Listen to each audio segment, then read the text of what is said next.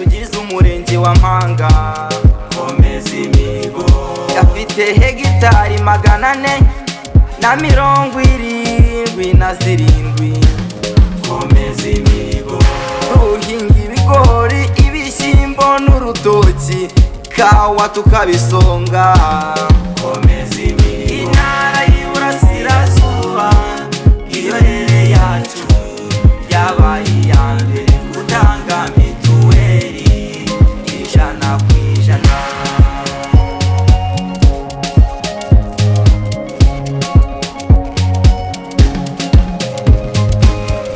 Imidugudu 9 itatse bw'iyorere itagisobanya.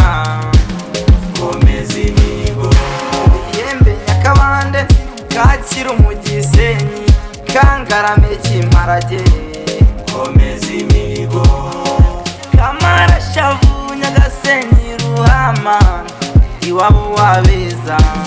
komeza imihigo Intara y'Iburasirazuba iyorere yacu yabaye iya mbere gutanga mituweli 100%.